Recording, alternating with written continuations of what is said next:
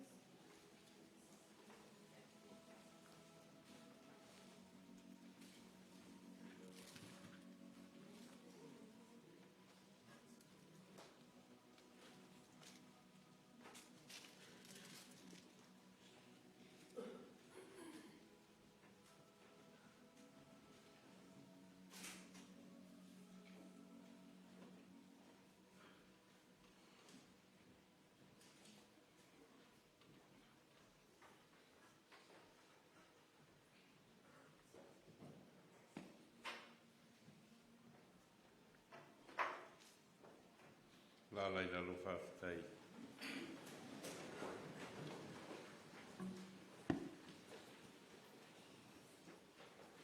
Tātou tāpua I le tua.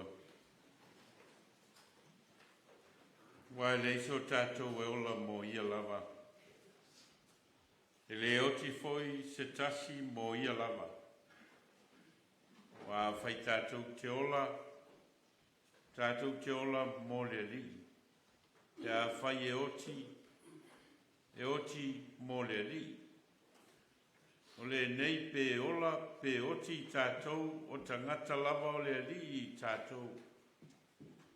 Wa le mea lava leo na maliu ai ke riso. Ma ua toe tū mai ai. Ma ua soi fuai. Ina ia whaia o ia mali I ua oti a toa mai ola. Eo tātou te tālo. Mātou ulu whale mai I lo malu I le nei tai au. Mātou te o foi na atu lau mea lofa na e foi na mai I le nei lalolangi. I a inga ma lau e kalesia. Ina ua whai uina lona soi fuanga lue ma lona ola tau tua I le nei lalolangi. Na e foi ina mai ai le ola I a te ia. Mātou o mai e moli atu I lau fio la mātou taulanga whawhetai. O no lea soi fuana e foi na mai. Ma mātou mafuta. Ma lo mātou whamoe moe ia vea ma vi inga ia te oi. O au mātou tālo e ala I lo suafa Yesu. Amen. A tātou vi le tua e pese se lau suma le lua. A mai ale vi inga lea, ia ona tuatu leo lea manoi le whianga tuinga mala, ia a mai se foi o nisio mōli mau e fia saulia, ia ona soe lea mali mōli mau o le whaife au. Pingo le tua se lau sifuma le lua.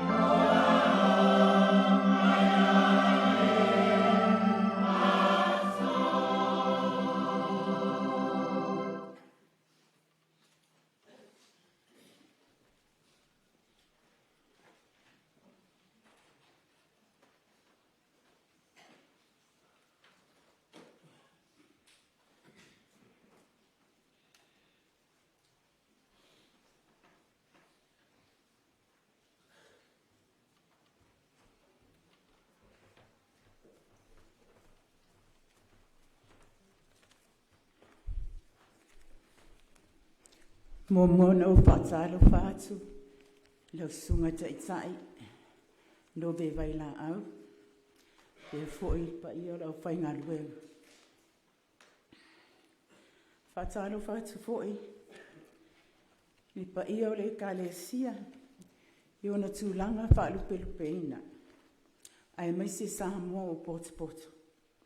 O tau pa ia, ma o tau mamalu, o le ale o ia i sautala. Awa a Samoa, o le ia i vivia, e le ai se poto na te tue au talaina. Ai le i whaiala o mole mau. E a vea ia le nei a manoa ta aua. O te momoli atu ai le anganga whaafitai tele. Lau susunga i whaafea ngainga, po mātua whaale anganga. No be vai la au mo le wharitua e a penina. Whaapea le pa ia on maftanga tina. Ilo outou a lofa tu lai. Ia sia singa. O mea lofa. So se awala. A o whaata autoria. Si o mato huso. Ia tau i atu e le atunga. Lo outou wanga le lei.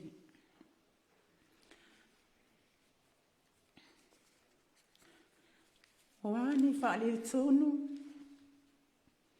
Mani se seo ni vanga. Le vao lau susunga le whaapea ngainga mal wharitua. Le pa ia o maftanga tina. Ai mai se le mamalo le e kalesia. Wha mole mole. Wha maangalo si o matuuso. Ai ole a frei sina muli mapupu. Mo la tu la tu tele isilo fiaina. O a ole uso ni vanga. O te pito ia ni vanga. E matua ni vanga. O na pito le ia yoa. O lo mingoa o lisi. Fui a vailiili. Le au pepe. O ni vanga e mafana fana tele. Le mato mafutau. O ni vanga na tau aveina. Vi tuti o le matau tina. O le so moni lava lea o le matau tina. E a mio anga malu. E matangi pe a whaini ana tala. O i foi o te mana tuai le upu le whaisto o tangata. O le pae ma le auri. O le tina, o le pae, ma le auli. E fi le muai le mato aina. E le ai la masi isi. Se leo ni vanga. Pe a vai ni mato tala noanga. O mato la iti. E fai alu ilunga. Ai tau si la vani vanga. Le anga malu, ma le fi le mu. O no vema le tau sanga mte anei. Na o wili ai lo usoi Australia. Sau mateo mai a siniva. Na mao mai wha anoi atu inga mala. Wha mole mole si au mai ni vanga si o matu tausi. Ai whaisau maa lo longa. Na mātou nofo ma le whale upuanga. Mana ia le mafutanga. Nā alu leo leo so matua. E Australia ai o nofo. Alu puanga e whainga luenga le au. O fo i wila mamoana i o la tiu te maasani. Ai maa futa. O tele i tausi lo tina ina ua mai.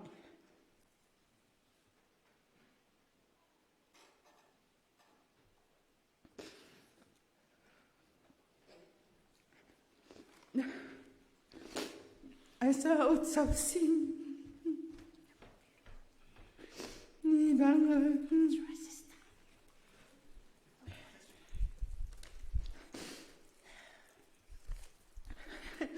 o le tae au. Ona o whai ai. E malama lo le tae au. Alu ni vanga e wha maalu se tuloi. Na sau lea o whai alo na ulu. Whai lana ti. O isi aso e le fia taru sami. Ai o te whai lava i ai o lo mana o i aola se o so. Manu no fo i lava se i o na o toe alu. Na lo na o walu. O le aso luas fulu iwa o te sema. Na mamoli ai le tama le o so lai no fo i Samoa a vea mwhaife a. I lo na nu. Ona i le ai lava masesi alu le ana le no o walu. Hei ta iane. O le pole a songa fua. Aso luas fulu Februari. Na o vili mai ai ani vanga. Tusa o le tāru se fulu le pō.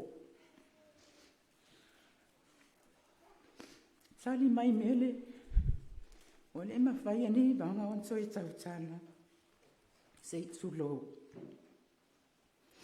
Sa tu ua au le speaker. E se o tala noa ti o uso. Talo whai. Te wha alonga mai lawa le telefoni.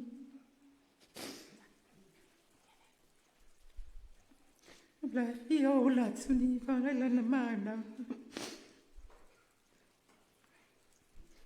Whamalulu watu. Tinga mana. Whaftai tele.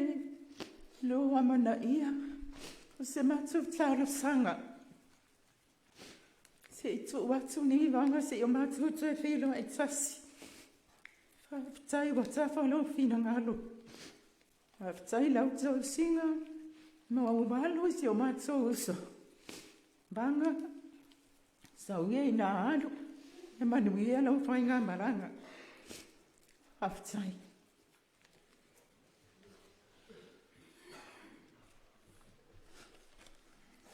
Ia.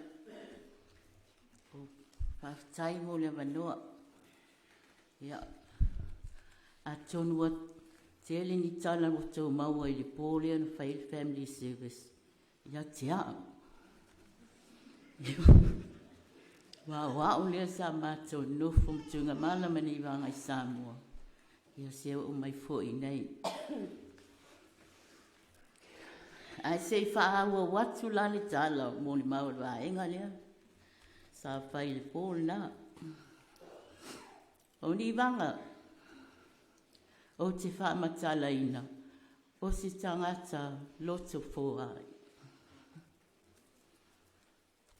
E le tua ni manga ni mea lelei. Ma ia. Ai fo wai e le ngata i mātou ma mātou whanau. Whapena fo i mo soseis. Mai mai ni wanga. E sili le manuia o le fuai. Na i lo le na te talia. Tai tonu ai ni wanga i whapunga lea. O ni wanga fo i matunga mala. Se tasi leo lima malosi. I mea whai anu mātou a inga. Na te wha mau popo. Ma wha le leia. E na ia mātou ngō fie. Ma le lei mea uma. Ila o taunu mai i nei mātou no nofo. Sa o wiloa ai, e ise a inga tua oi ma mātou o se a inga pālangi. O te vai aso uma, e taile misi pe pālua de vai aso, e tui mai si tinalea, e fia maua se soani, o le suka, ma sima, o le ase mea fia maua. E awe lawa iai e ni wanga mea ia. E lea tu ua se mea, pe asu e mea mai si a inga lea mau te tua oi. Ua mātutua le whanau si ura ngā lilea e pe tua lima. Ai ua Malo foi peti so fanua to ina le palangi. Mai malo sila na alu peti peti. Ia o ina na le toi su e mea mai ai ia si a inga lea. Ai ua matutua maola whana o si ngali i lea. Ona o lea lofa le whatua o ia. O ni vanga. O le mato mafutanga ni vanga mtunga mana. Na o wa aia o se mafutanga mawhanawhana ma le wawa la lata.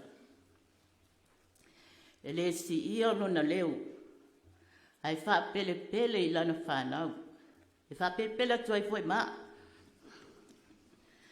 Ai wo o tau sanga o tele o maa taua po le walu wha po le walu lima. Na usufo no mua mua ai tuinga mana i maa lua. Ia. O wa ia so uma. Pea se o tile whai le matua inga. O tai a u mai usu mai lau tene mate o matiwhainga ruenga. E tangi lava. O whai atu lea. O lea e ale me te tangi so o ai o ia. Ia e whai mai tala ni vanga. A whawhi whea. O le taimi mua mua le nei ua maa wala wala e matuinga mana. Tagu o na maa whaai poipo. Ia. Ina ua e loa ni vanga le a wanu Samoa. Ni mena matua mai. E wana o whalewhatu malanu whanau. Ua e o. Aina o whai atu le iai. O lea o walu. Whai mai le tāna ni vanga. Whawhetai wila. O ne nā le atu wōma whalewhatu matamaiti. A e stau. Nau se whangu sea ai au mai. Whai atu le wale lei. Whai mai. Ia, o lea la o look forward tātu. I le whangu sea nā le a sau ma oe. Ia e talo whai. Mo o ngā wale tau nuu. Ia ua whai a lava le pule sistil esi. Ia, o te whaafetai ai, whaafetai ni wanga. Mo mea uma sa whai a mo au. Lo wanga le lei. O lo walofa wha maoni. Ia i mātou. Ma mātou whanau. Ua le ole leo. E le ngalo o e tina. Manuia la mananga. I love you. O le awa vai foi. Ia. Le ua umana te atulanga tonu le au whai ngāpenga. Nei tai au. Awa o tū lai. Le whai au masui o le awhionga ia le au pepe. Dio lo i Samoa. Ia. Papea foi talangai anam lou. E tau whai atu sa mātou whamatalanga o. Oi fai mai tonu le ainga. E antonu ai le sio mātou uso tuinga mala.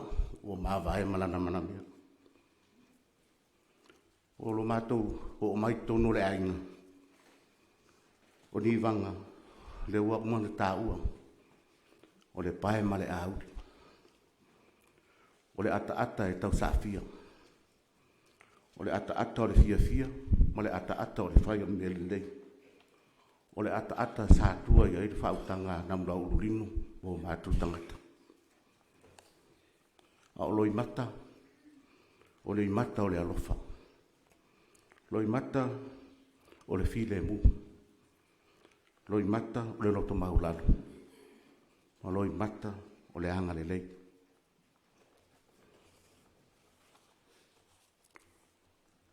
O ni vanga pe ona tā ua. O ia e tua i ai, na mlau ulu mo lo mātou vai le tau singa o sio mātou ai. O so se mea e whai, o ia e wha le leia mea uma. Na iai leo whai tau whapea. O le a vāmi o lei, o ia e se wana mau. E siri lo na tau i penina. O wha tua ia te ia le loto lana tani. E le mativa o ia i o loa. Ua wha mawholano na lima i e wa tinga ina. Ua tu watu fōino na lima i le ua mativa. O le malosi ma mamalu e whai mona ofu. Ua ata fōi o ia i aso o lumana. Ua tau tala o ia ma le poto. Wai lona lau whaiwa le tū la whunu a le atua. E tū lai mai lana whanau, ma whaafitai i a teia. O lana tane fo'i o vivi i a teia. Ni vanga, whaafitai mo mea uma ua e whaia mo le tātou ainga. Le au auna le ie, ma le wha maun. Ulu whale mai e le fia o lo wari. Manuia lau whai ngā malanga ni vanga, pātou waro lo whātu i e wa mua pātatali mo so mātou taimi. Lo wawa ma lo whaalo alo, whaafitai lava. Palau atu ma le whaaloalo na iok teila aitia, fasia ma fonga ma moana. E o mai au su tātou pese, pāmon mole.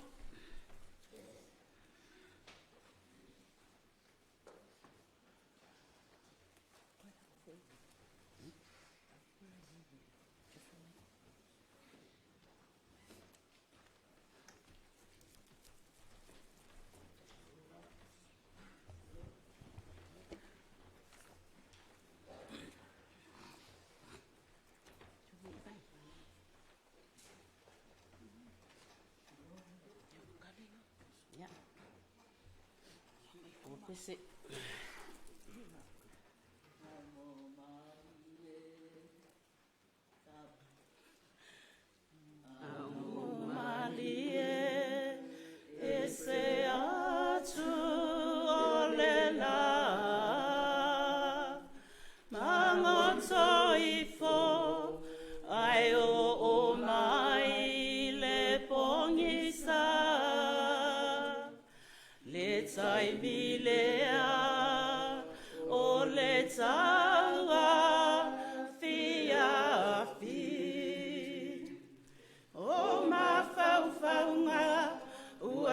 Tualasi ni vanga uatasi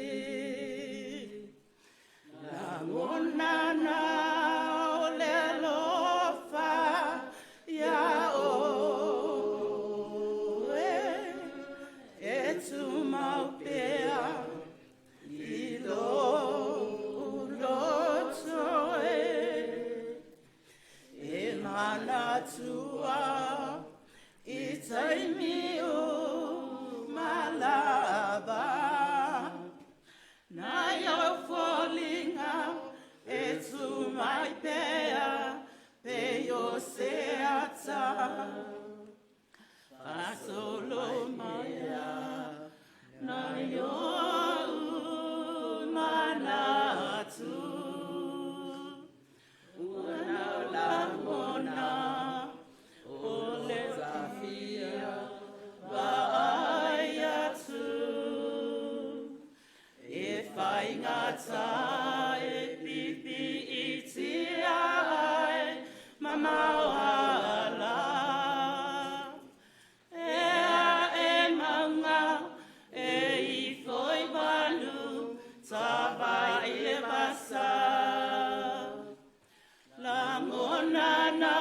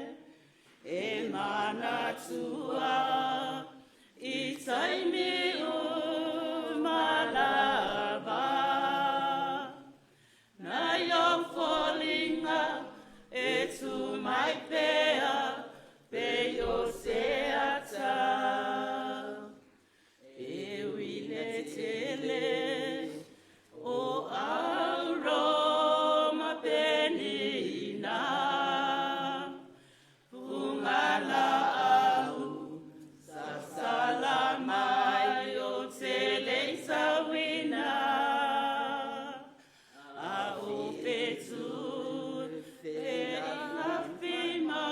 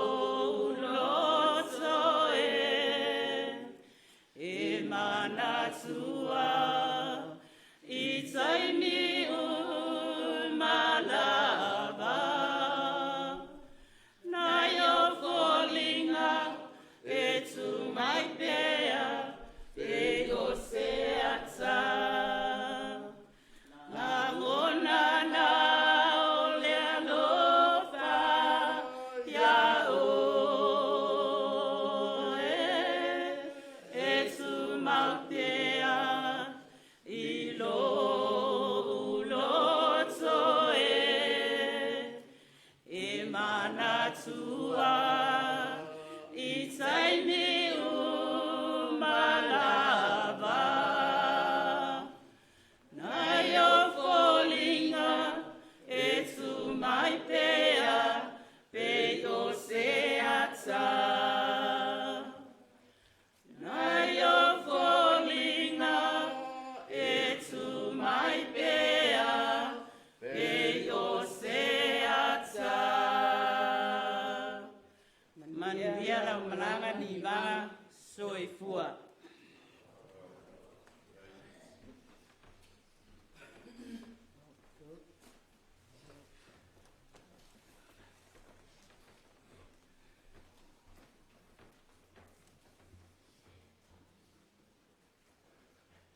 Ta lo falava I lo wava lo fa alo te tula ia twaile nei tula tai au e sole tu na lo to malu e fia fai se moli mau pu lava ile ma to ma tanga male tina o ni vanga ai mo ai na fai lo ato lo ingoa o lo ya fiu tu po ma to te malanga mai au kilani o le so tanga ma to wala yo no tula o to inga mala o le tinao tu inga mala se ngana la tamai ma le tamao lo tina e uso ma tuangane e tuangane ma to fine o le fa pongai lo tulai I le late 70 late 60 pole a matanga le a feiva se lau fit se fulu sa malanga mai tu inga mala I lona taule le a tala vo au le lei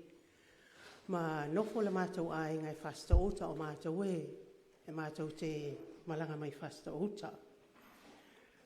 Na nofo ai leo to inga mala ma whai ngā luenga. Na o wa ai ei lea wa wha maasani ma le tina I hani vanga I lona tala voa o fo mai pe a pe saolo tau mana tua. Sa wha maasani o inala na wha ai poi poai.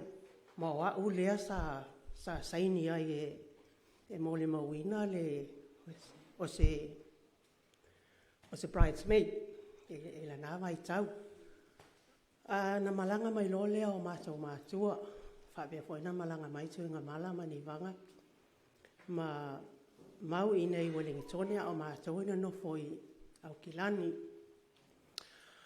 o se mafutanga mafana le mātou wa ai le awa I atua ni wanga ma tu inga mala so lava se whala velave le se whala velave la I titi petele e o atu lava ni wanga ma tu inga mala tātou te ilo fo I ma mauti noa tātou o tina a le malia le tina e le mawhaina malanga ma whaatau no se whala velave a inga tama e saola ea e malanga atu ia ni wanga ma tu inga mala ma au wai I le se taimi a mātou te paai ai se fōlinga fo I lea whaanoa noa pe le malie e whaalia fōlinga tau saafia ma le fia o ni vanga. Pita I ane wa maali liu mātou mātua I le lewa pe amana se fulu tau sanga le tamaa ai pe valu tau sanga le tina. Wa le to iai lani whaalawe lawe te tele pe o lea taimi sa e mātua.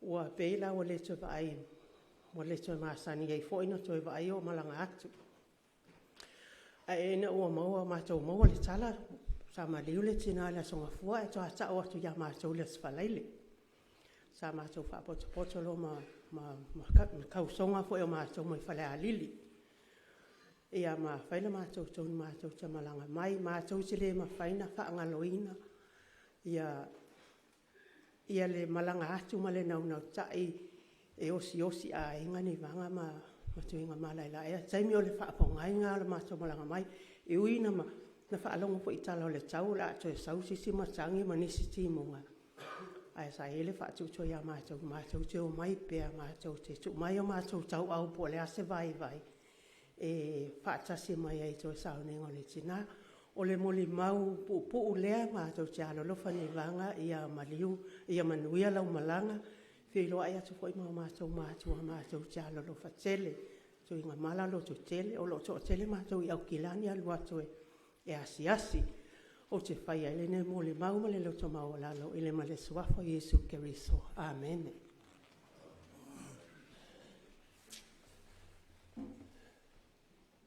Mua ona si le viinga ma le whaafitai te maa i langi. Tai mai lo tu soifua lau le lei. Sunga i le te maa ngā luenga. Ai ngata i leo malu au tafa. Le paia o le kale sia. Ia e maise o ayu malua. Tulai fo i whaise o le mau pupo.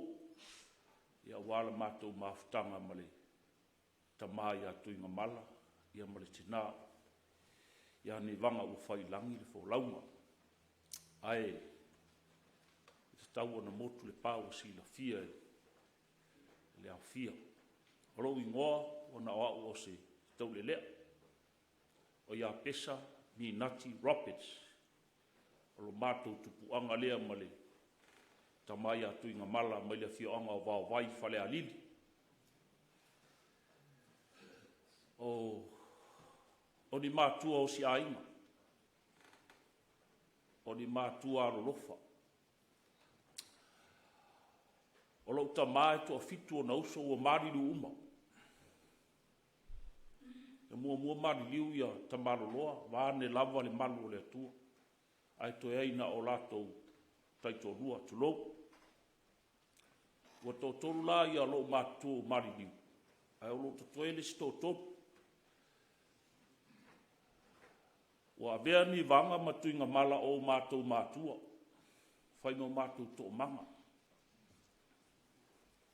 Ai o winga o neita mā. E whaangaronga tā. Ona winga e le mawhai o na wha. Ona mana ai whaatinga ina ia te mātou. Peo le mori maua le tua whiri. Na tu ua le mālo e le. Fionga ia fotino le asunga fua. Ai whata a longo ina i mātou le. That's for it. Whapia fo ina o wala wina. Le alo. Ia pou niu. I le lua fes fulim. A toa le maasina whato a whailo atu le tamā. Ai. Ngori eli whaftai le tua malona mawhana whana. Na whautu ai nai a tua whawhine. E longo ina i mātou. Si mātou o mai mātou te mori mawina whatasi. Toi sau ninga o mātou tina matua ia ni vanga. Ia, ele whaatiles whaamatalanga. Ai mori le nganga whaaftai lau sunga le whaafiangai ngā maua tala i le tamā matua. Loa lofa tu lai. Sa whaalia. Waila au, whaona po nei sa e angalele iai le tina. Ia, ona o le atua puli te tele.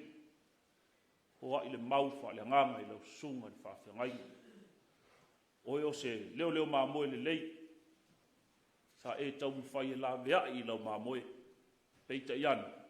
E se ese wala wina. Tangata soi fua e le siri ese. Wha manuia tele le atua. I lea lofa maleanga le lei o lau sunga. E ngata i lea o le ekalesia. O ani au sa wha mau ono lo tau mafutanga maritinane. Ia. Fo ina le atua ma whaatu tumi o tau ao, ini au wala tau te le si la fia. Au te whai aile nei mōli mau pupu, ma le ngāma le loto mau lalo, le suafo Iesu Keriso. Amen.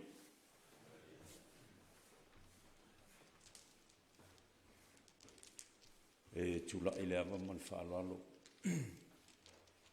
Mi ngau e tawai whaatulau ile. Iore. O whingaruenga nei o sungan te tai. Malole o whingaruenga te tofi. Te whaataro whafo i le pai o Samoa Poto. Mei si o mantou te māmane no whaalo. O au tele vai ono, tuinga mala. O te mi mua matou wheloa i e male tina ia ni vanga male fionga i le mapu. I o te mina lau te tau le lea. O te sau ai whaalawelave. O le sipi supo a ma le pusa moa. O le nei tai au. O ang tūlai o se matai sa moa. E vea ia o fai masui o le ainga sa tuinga malanga. Mātou te mumuni ai le nganga whafta. O leo o mono muni mau le soifua au ongna, le soifua tautua o le whalitua, le awhionga i a Fontino. O lo tūlai, se i mumuni ala palapa o mano. Le tautua a Fontino, i se o mātou te mai a tuinga mana. Ele misi tuinga mana i whaalawe o le mātou ai. Tono le nei ai, tono i Aukilani, sa moa maso se tafa lava o le laulangi. E le nofo, le awhionga i antuinga mala e a fuaisa, o se tina le lei, sili lona tau penina. O ai e sena te maua. Le tina sa tu i malo fie. Ma tu ina tu si o mātou te mai osi na i o mātou ai. O leo manita ele o le loto o malia vei a musui o le ainga sa tu inga mala. Ni vanga whaaftai alo wha. Whaaftai le anga lei. Whaaftai mo me oma. Malia le whangai fō. O malia le papai ngana. O malia le papa na whaatolo ai tau.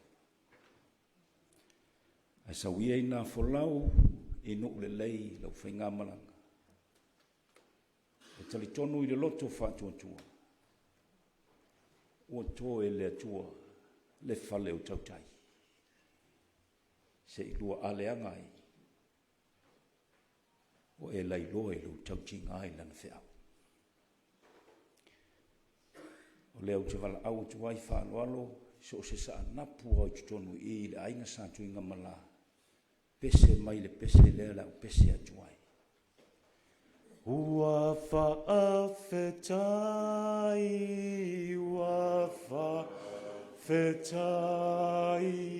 ua mali mata ewa ai. Watasi lava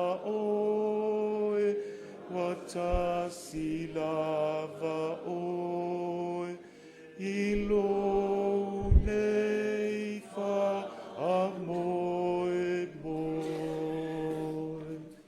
Ia manuia tele le whainga malanga, manuia le whainga benga whaftai.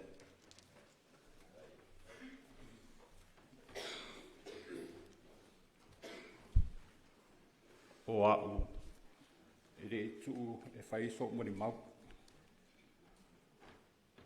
E tau lavanga whai sok muni mau, e no tina pele o ni vanga.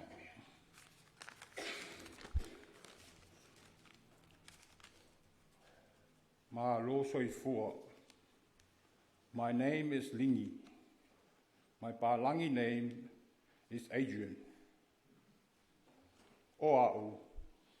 O te whai a wā i rea inga nei. E sero fia o te whai a wā i rea inga.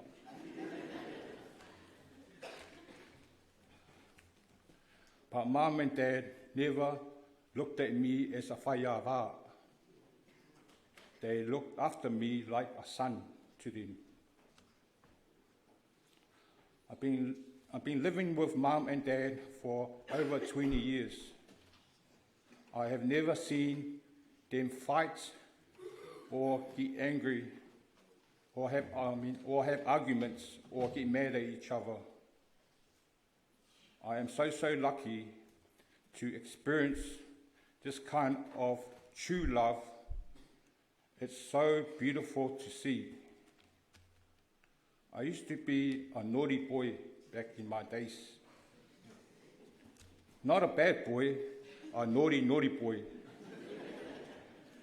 I used to live life hard, do whatever I want, come home whenever I want.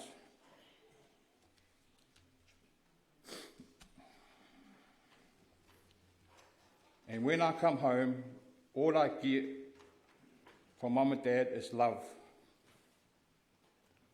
Or Mum and Dad will say, Ringi, o whaiso me ai. Or they'll say, Ringi, vaire me ai ngai kua ki ai ai. Or Mum will say, Ringi, are you okay? And I'll say yes.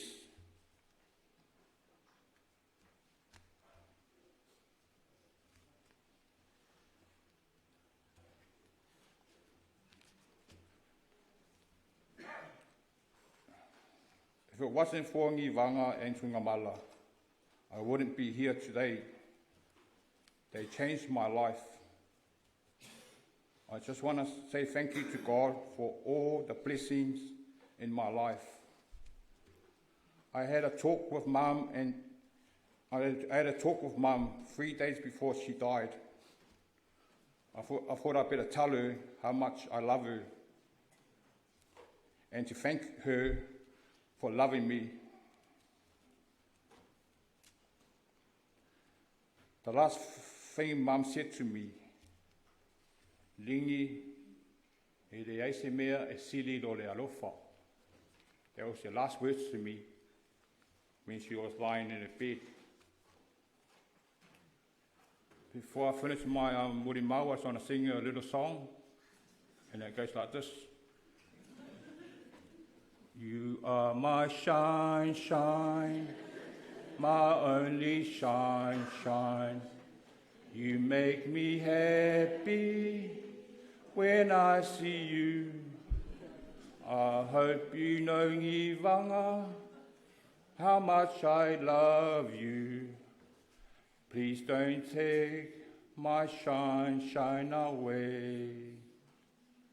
I will see you again.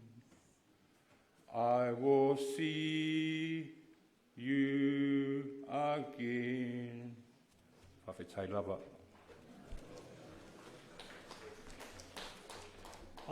Yeah, okay then. O mōna o whawhetai atu le tuala na alofa malanga lei. Whai ona tātou mā futa nei tai au. Ia awe alewi inga le whawhetai le atua. Ono na tau singa malanga lei la Ngi Vanga. Teime mātou mā futa ai. Can I call all my kids up and my wife? Can you all come up, please? Come up.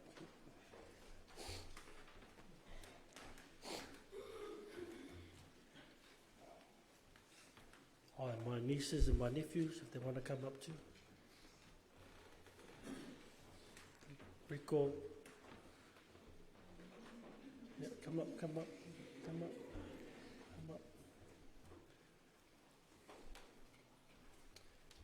Yeah, I am the first son-in-law to Ngi Vanga. Yeah, I know. Ringi came later on. But, you know, the first time I met Ngi Vanga was back in 95. I met Mele in 94. I know she met me. And then I went, 95 came along. Mele asked to meet her parents. I said, oh, yeah, okay then, we'll go meet your parents. Walked through the driveway. Wingamala was painting his house. O fōlinga Wingamala. Fōlinga whakale o Lionga. Ele lo whakale pepe lau. Ele yasma lo. All I went into the kitchen. Saw Ngi Vanga. Ngi Vanga had this big smile like this from one ear to the other. Whapea Ngi Vanga. Ele he mawasea wha mele. Lako lo Prince Chris. Yeah, ai poipo. Whelwha ngau. Yeah, maho fo ia. Koe kitsa kuinga malama Ngi Vanga. O Ngi Vanga. She's one of those ladies who's peaceful, kind, loving, caring, respectful, and all of the above. She's one of those women that it doesn't matter who you are, she'll love you. If she had a lot of heart, she'll give everyone and single one a heart, because that's who she is. You know, we have our birthdays, our kids, and me and Mele, Lingy and Mary, we have our little birthday celebration every year. And with Ngivanga, every time we have that celebration with our little community here, this is our community, she always says advices and, you know, and things like that. But every time she gives it, she always has that tear, and she cries, and Millie and Mary's eyes going, oh no, here we go again. But hey, you know, it's advice that she gave us, you know. If you love each other, trust each other, have faith in the Lord, the marriage will go a long way. 26 years later, I think Millie still loves me. I think she still trusts me. But yeah, that's who she was. So, Ivanga, it's not a goodbye. It's a see you later. And for us, love your husbands, love your wives, love your kids, love your family. Thank you. Soifua.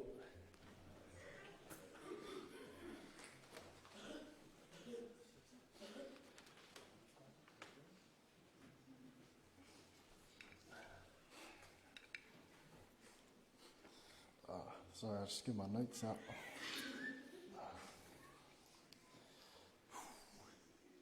It's been a while.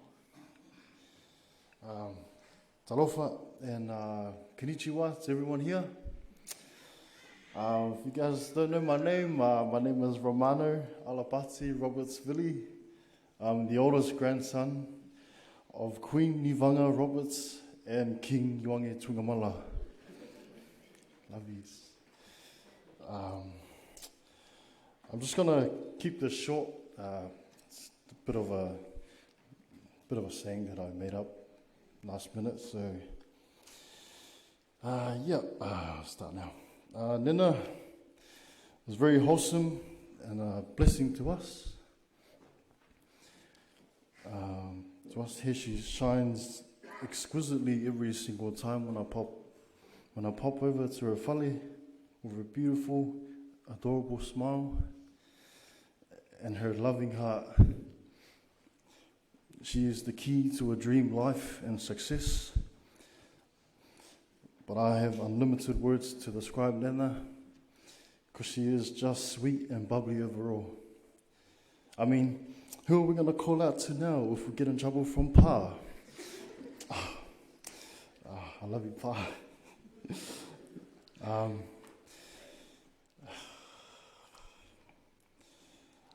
Nena, I'm going to miss your delicious gopais that I always request in a massive pot, and I just indulge the beauty of it.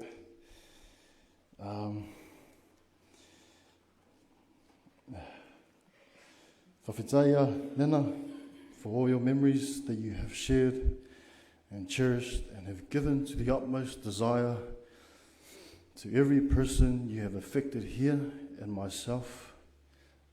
It is never goodbye,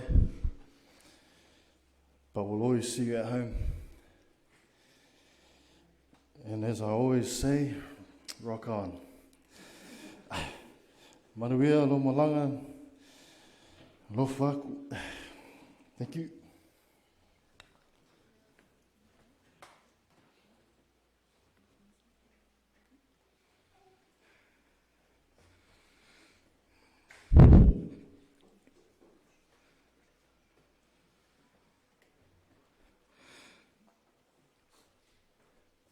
God is good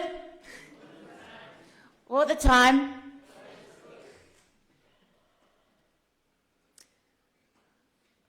Malulu aku, oleh mix aku lau mulimau. Ngai. Uisi upu ele whikawili leile Samoa. I can find it in the English word. Rea o kalangoile mamafkanga mamam fapeam fui with our children and in the family. Our mum is the heart of our family. Every birthday celebration, she does this thing where she counts down to 3, 2, 1, and then blow the candle and sing the happy birthday. That's her thing with us on every celebration. Mum is my anchor.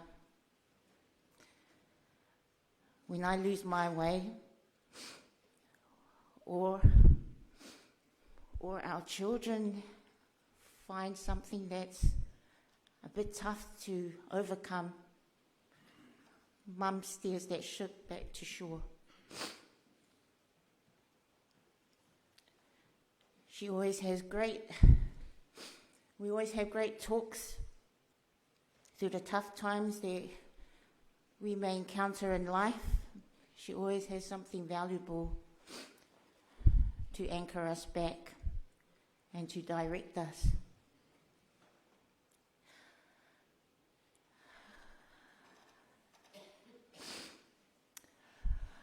Mum was all about the children. Never hard on them. Always soft-spoken with them. Pa's quite hard sometimes. And we always think that Nana's there because she's always got the kids' backs.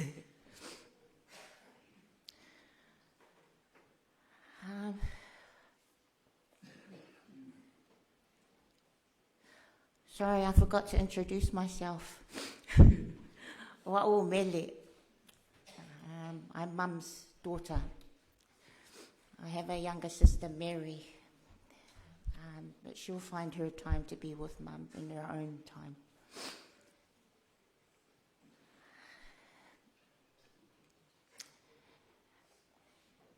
There are so much things that we can say and speak about Mum, but it's never enough or ever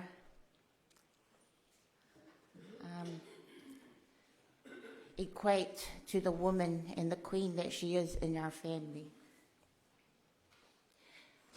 The Mafutanga Tina was also one of her hearts. She was really passionate in that.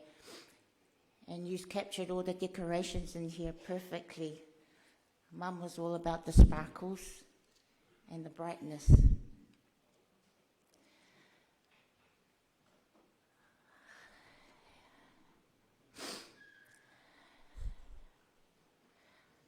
I think at the time right now, I'm not ready to say that word, but I will see Mum back home. Love you, Mum, and we shall see you at home. Whaftai.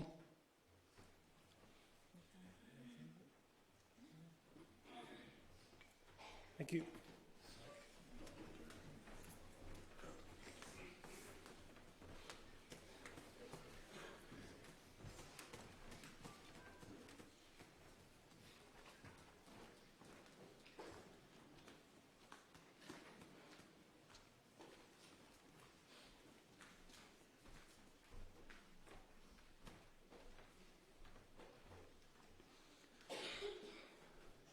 Iole, kai ma, iole o whainga leo, ia e tua, ia hoi no maru au whia ringi aso, ia, ka kura waku i o kupa ia ma, whainga ni aso, ia o kula, i whai au musui o, e inga ki ngā o ngivanga, e whai ho singa kara pupu ole, mo ngivanga mako mafuka mai a Samoa, ia o laiki, ia mako ke leo ngofu whakasi, wakule mamalua, ia o pewa mako o mai ngei, mako kua fo, i o mako whelo a inga, mafuka ai me whai o mako a inga.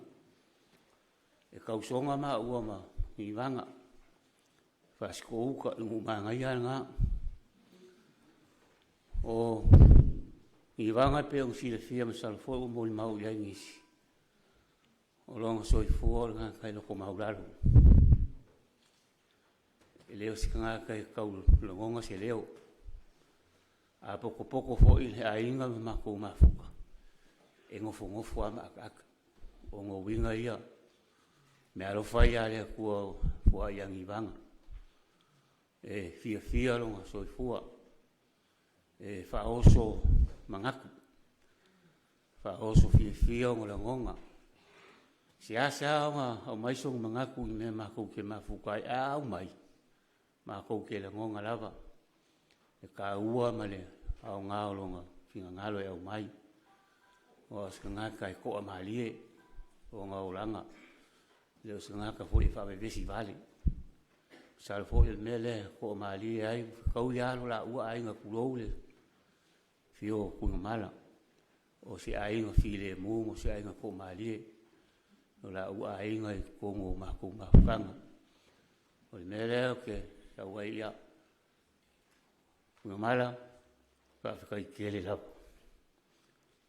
ia kai me kele sa alu ma fu kai me ku fingi kai me le leisa e fai ma wi vanga ma long so fua me fo yo la o ingo ia i me ma wi ai lu ai nga e me fo yo mo fo alu ma fa ngau e me so ka ku ai nga ma lava kele yo me ka u ma o ingai ma ko fo ye o so vale is kai mi so ma pa wale ma ba ku malu ka poi ya ole ko ma lio ka ku ma fukang me ka ku ke ma fukai yo le fo wa o ngai ma ko yo walu i vanga o ye ngam me alofa o ku kongo ka ku ainga so ngai ma ka ku ma fukai e me so lo ngosi ainga ya mo lo ngalo fo ka ku ainga ko kongo fo i fa pe kongo ngaluenga o sa ko ngalu ai ka le si nei su ngai fa fe ngai ngam ka le si ya ka ngai ya nga mo si fi le ku ya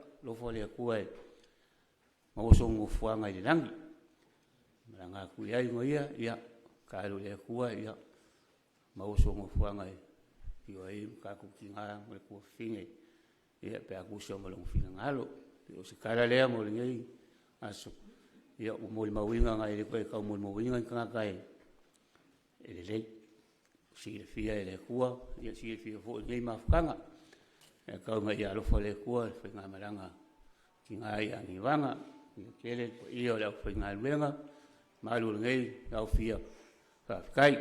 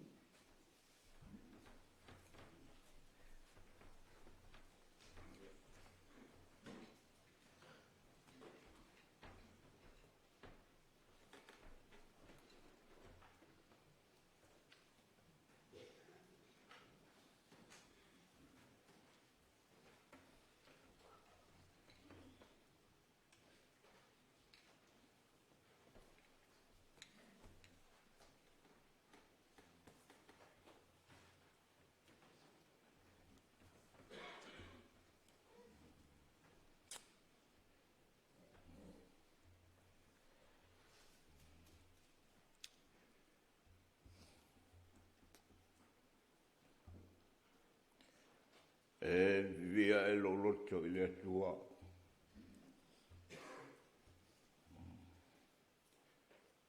ono mesi sili sai faia mo ma ua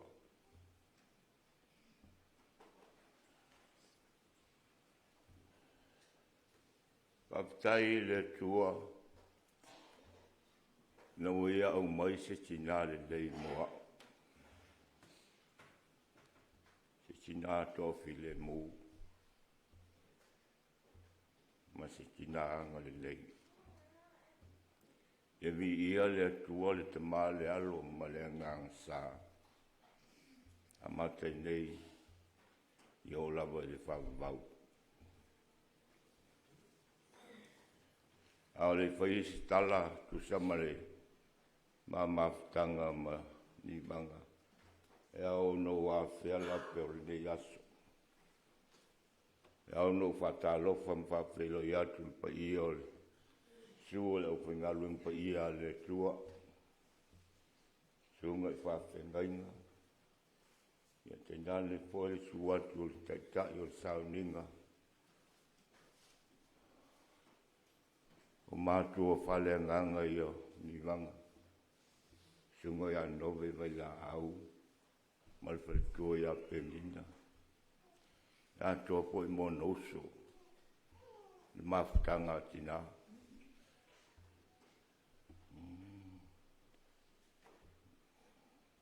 Ia le tau fie. Le tau la e ia le mao Sofia.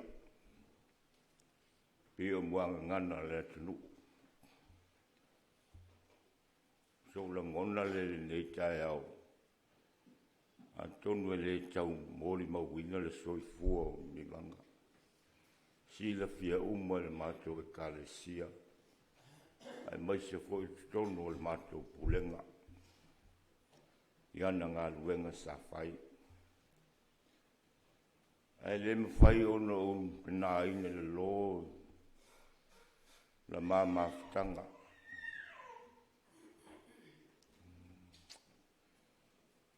Ai au te whawhitai ani vanga. O leo o sau au mai le loto tele i a te au. I te whai ai le mamori mau. Leo wala eno whai no tau tala mo tu atu i lumunei. Se i whamatala se tala e winga le mamawhtanga. Ma le amatanga le mamawhtanga. Ma le ala le mawhelo i ai. Whamtai ena mori mau. Ia e ana i mea lai se.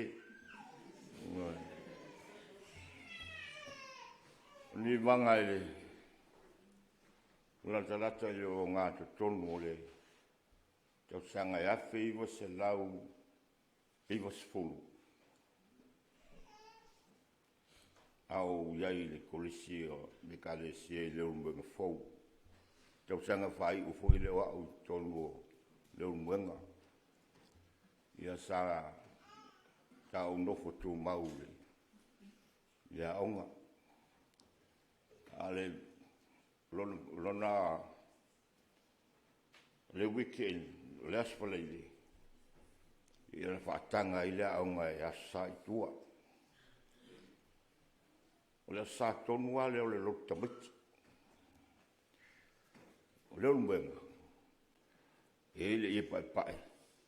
I motasi. O e motasi e pe mo lua.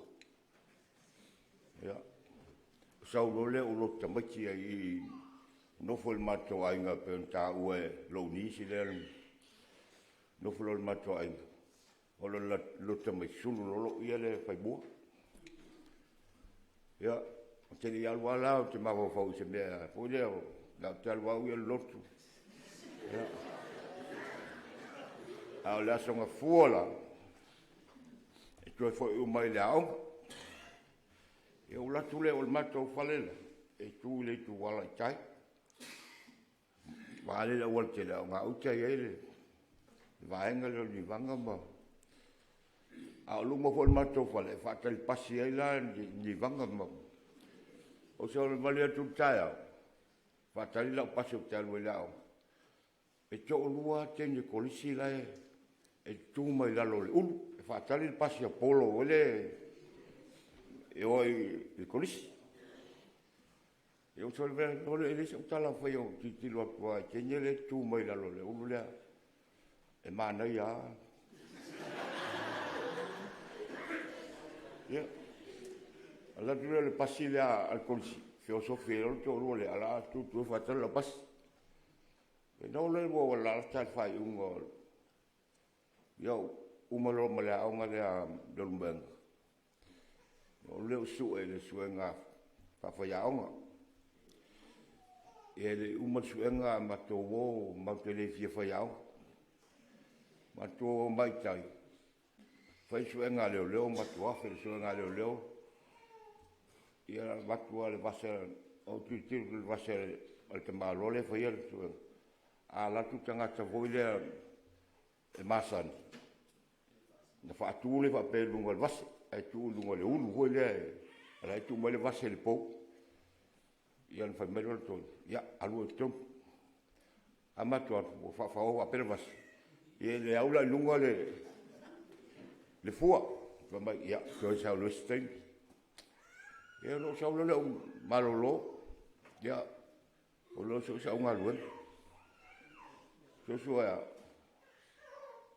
o te alu lo toia o ngai titi ai utai le kolisi. O inala, i neki toa le kolisi ma le titi ai lea, atu olo la leao, e sawa lolo liwang, ia ma sawa le vali ale tai le, ia pia i pas. Au liwang, te lo isten, sawa mai tau e mata la talonga. O ni vanga le ke le talonga le o le baseball. E le o ilo le vaenga lea. O utala i marifa. E pa le talonga. O le tata tele le talonga. Kele o ni vanga. O inala ma futa mai ama ma san. Te o lo o whainga luenga i ofisa wa a maulis. Ia, au fo maina ni vanga. Ia no toi nga lua le ilo ofisa o whaamisino nga whanuma swafa. Whātau sanga o nga lua ai. Ia. O whai atu loa isi o tausonga le tina lo nisi le whai atu langa moli mau. Tāho. Ma tatau whea. Tāho i ngau tā le to ina le ma. Tu ala o ni vanga ma le vaenga le. O to ina. O lo whai whea to ina. Ia maua ma siok tātunga le po. Ma tua. Ki tiro maltoina ia. Pāle le lei pul maltoina. Ia ma tua le whai siok tātunga le toina. Ma uma tu ma u fia whai boi poi le. Ia ni vanga. Ia. Io e mea lo matua. Ma whai boi poi le. Ma whai boi poi le. Asona e whai ai toi ina ia. Whai boi ponga. Ma whai boi boi tuona. I to ina e swafa ia miliamu. Tuona. Ma whai boi boi ina. Ia whai lole ma ainga. Nofo ni vanga i ngā utere lato ai au nofo tai ma to ai. Ia au ma nawa watu le fia. Da wa i reo lava i utere bela e ni vanga. Ia ma usau tai ma to ai pa pea ma to ai. Ai lo avenja o me yuta. Ai o lipo. Ia o ratu ato me pusa yuta. E mal ma to ai. Mo le se pusa il fal. Aro o yuta il falo. Ni vanga. Ia ma no fea le ina. Fai ma ainga. O le toi nga lua voi la ni vanga il fo mai.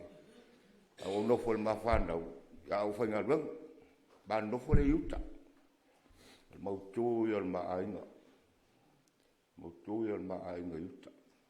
Tele ma me whanga. Ia vai tu le ani vanga. Telo. Tau. Stapa le stau. I li mo se me le. I ma mai lo le ni Yusila. Ma mai Yusila le tau sanga ya fe se lau fit sulfa ya ulai lo na sulua. I sa lewa lima sutas tau sanga talu mai le. A ua lima sultol tau sanga. Talu ma mafuta ma li vanga. Se ainga fia. Se ainga te le lope matau e misa. Ia o mai nei. O ni vanga. Salo le si le fia umal tato e kalesia. Mai se alma ftanga tina. O ni vanga. Sa tai tai pese mai li. Aole tiki alfa sale. Sa tai tai pese mai tau sanga tiri. Tiri o alfa usi alfa sale. Tiri tau sanga sa tai tai pese mai mastas o tamaua. Fai malanga i au kilani i a seve. Fotongi. Temtonga. Singata wha maun tele. Ki o on bai na wala wina e vema whai lau tusian mawhtanga tina. Asa uni vanga i nei e mana o mateo mai. O te filo e ai. Mai alwe la o mai mera i o e fo i oli. Fai ka long. Filo e au a sau e te farsa o te sau foi. O le alme fai nei. E le ma fai an va pe dof. A fai da se me i le holo. E no mo le ma mai fa mai. Alu e au mai ma meu sol va tu al pa iole. Tu tu la fai ngalu alu e au mai sol fanu la su. Na mai le ta te um tau. Au atu fale. Mela i oranta. I alula i e vili i masini.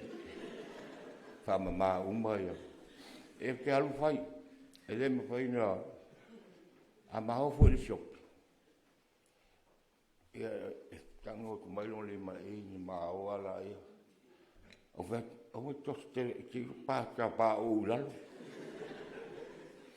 Ia ma le se pisa. Le se pisa ma ai. A ma o ve a se na fi fai o fiau mai se na tua fai o fiau ona la e foi la tal ma bale foi atu ia to ona la e foi ele alu ni manga e piki sona ai o te ona la e u mai e fai o te alu va ai le lanu alu ni va va tau mai solo la e va ku tu mi va pe nga sau mai e alu of fa tau mai lo tau ma te fo ia fa le su i mai lo e no to le va i mo me te fo ia fa pa le la lo e lo tal sa de le pelo mai o ni va fi te le o fuia ila wa i ka e se au lanu nai piki ma o na la e uma wa yo te va alu i e lo ta sa wa lo na e lunga yesi sta mai va pe na pe wa yo ala ku mo dia ala tal mo lo fa na o na o fuma ya lupi ya asa ko masi o pu ngata i la kwai ngata i li molo ya fa umile la ba kule molo la i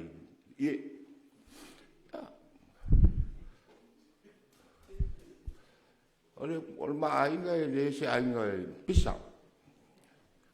le se ai pe i be fai i tato hol ma le karasia a pe fai fosse se mato fa tau ma lai bau so ma lai lai sa fa mai ai fa long ba ni vanga bo se lo leo pe lo tala ni vanga bo si foi leo lo to ino bo si me le fe fia sa le ni vanga a olo pe si me te le vi o ta to fo le fa ya o si lo leo ilo le ali vanga o le fe fia e me lo te le fe fia ma wa na me e fa tu me ta me lava lo on sai but yes I know yeah ai le si lo le sa un bon ma via di vanga o tangata e o si ai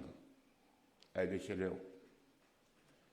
leo whatever you saw di vanga's eyes the tears come down why the love yeah the love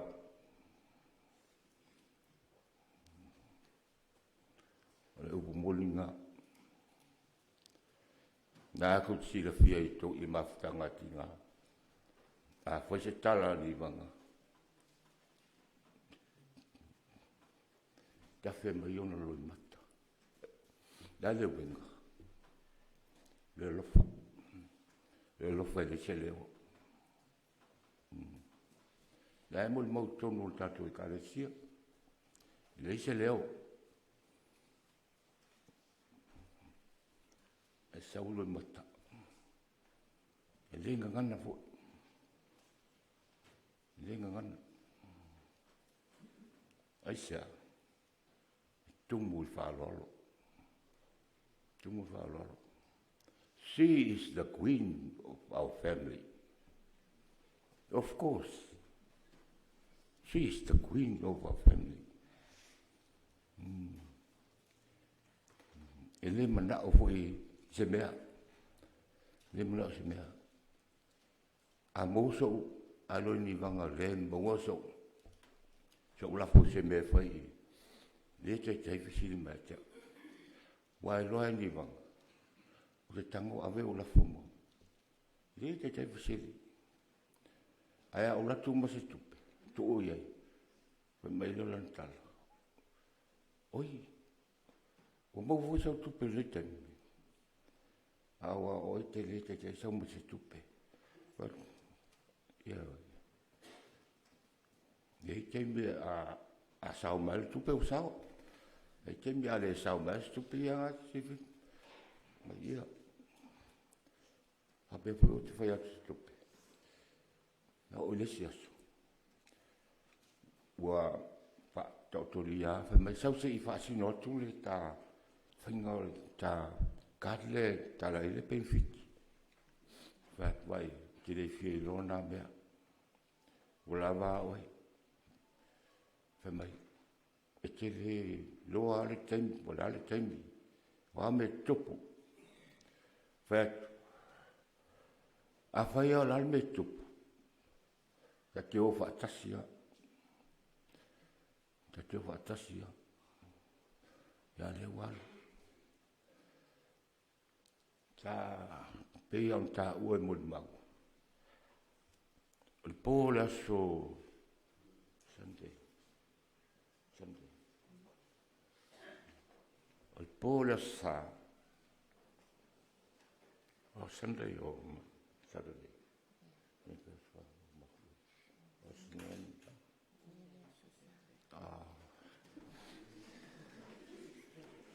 O le aso sa. Le fiafi. Ia la mau te. Ma o mal fa na uma. Ni vanga le te oto. She's very happy, exciting. At that time. But Mele walk in with 2 small cake. Ma umolo watali la tiki. Ma tule keke. Wa le keke a uilo mo watali la tiki. Ai mai keke le watali a. Ala ki util mani vanga mo toto. Ya, feula lole ma keke pa mai. Oi, o fe fo se me o fa pena. O leo, ele toi fa solo mui e tua o tau sanga o fa. O le tembi le ue nei. Leo toi solo mui tio. A leo a tau sanga i mo le kitile. Wa le tal vo. A tale mato fia. Mato fia.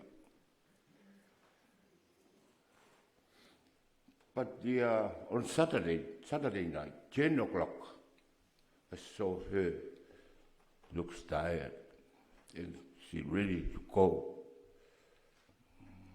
Then I said to my kids,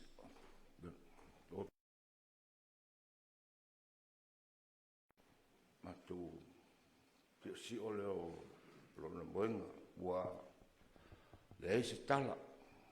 Le se tala wa pa sia fana le to umia mam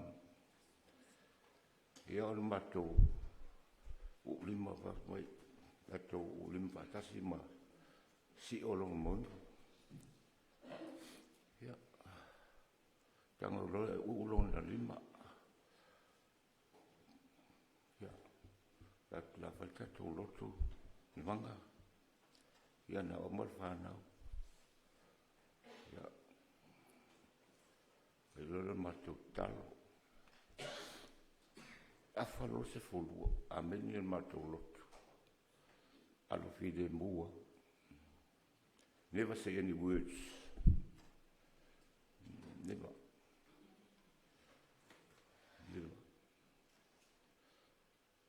die past fully.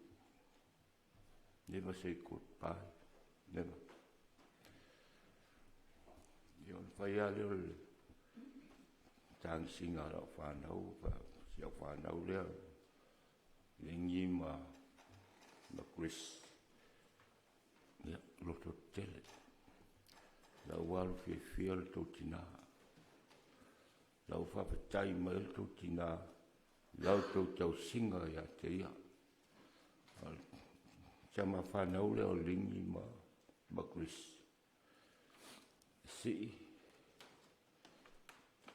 Pafanga mil Paua le upoa ni banga fai siana whanau. God bless you all. Thank you very much. Ao fu e nga whai ngā ruenga. E le ma whai o na o ai le iafe atu e Jesse. E wa bema ia. Look after yourself. Ngalo. Ai le ngalo ang na ngā ruenga. Mole toi foi whaftai. E upura ni vanga. Pai mai atia. Aua le ingalo le whaftai. Sau whaftai. Whaftai le sunga le whawhenga inga. Sunga tinowe. Ma whastui a penina. Pean wal mau tua istasio uso. Sale aloa iatale la aula lunga luenga. Lo lua sautia te muia la ina. Te lua li alo. Yanga te tei. Moli atu. Me ai. Sa lua nau nau ina i tu e whafo i le malosi o ni wanga. E talo whae. Talo whae. Tala ni wanga ia te au. Ni wanga le te ua so unua mtai. Le wala ua fui au so unua mtai. Wala au wala unua. Ioane. Whapea. Mana tala ia te au. A o malos. Te lofa le tue mai lo malos. O te toi fo'i mafutanga. O te le toi fo'i o te ta ia o te whailotus. A o te toi fo'i whawhautua e mafutanga. Nang tara le meta. Ako ngā ule lei. Ngā ule lei na. E alu malie ni vanga i lautou mafutanga. E pau ala tala ni vanga whai mai atia. Mai Ioni.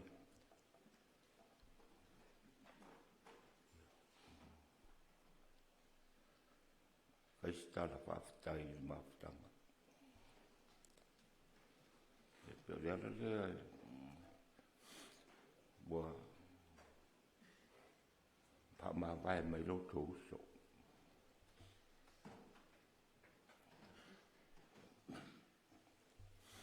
O te matu malu puengai pati nao le mafutanga e ninama no patofi le kalesia te nyana le au matua le mafutanga o le ngango li vanga ia te whafangu mai le soifua ngā lurua le mafutanga te tulai mai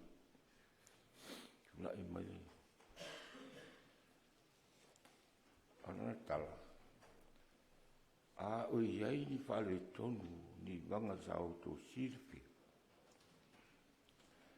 pamulmole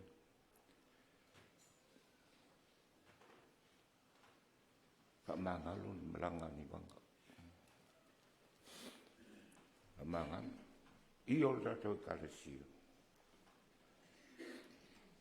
ya kalo fai mule tau lau fa mo ni vanga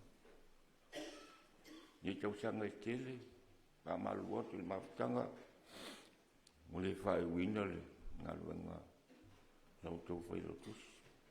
Le wa whai ulangi. Le wa whai ulangi. Ai au tō whamangalo ni vang. Whamanuia le tua. Ia ni vang man fo atu le tua. E se ngā luenga lo fie. Lia le tua ka lua ni vang e whaawau lang ngā luenga. Awal dia whatatia ni vang ni mafutanga. Mana tua tae o i atua. Sana au unanga sa whai tono lau tō mafutanga. Whinga ngana le la au noi. Sali mui angam. Aisha. O pupultang. O pupultang. Pupultang. Ele ngalo. Lele wa manol no wanga ni banga na vai pes. Ti na tau le vai savai. Ai le ma fai una. Le ma fai una pe la manol no fo ni banga. Ni banga lang tau to lotu. Le tau fai ruina. Ti la fia da do garasia. Le ma sultasi ne tau sang talu ma o lotu nei. Talu ma o lotu nei. Le fa pea a feu se lau ki tu lima mate a kono a mata la wau le a la wai fa wau le fa pea walu maso muri ta si wo le fa malo si mo tatou wa tanga ta mo mo ale le ma fe lo ai nei no masani ai nei a tanga ta foi fa le tomu ale sa foi ma to lu la tu mai tu o se ve mali malman yo tanga tamu ua mai ma andoko i kero skrik. Tanga tamu ua e ma pe rai tole e kare sione. Ale ai whaia. Ale awa o Naomi. Awa i kolule ma bau. I te whitau tanga i sa mamafutanga. Mamafutanga. Ia anō le teni. Te leo talamani e sio matua.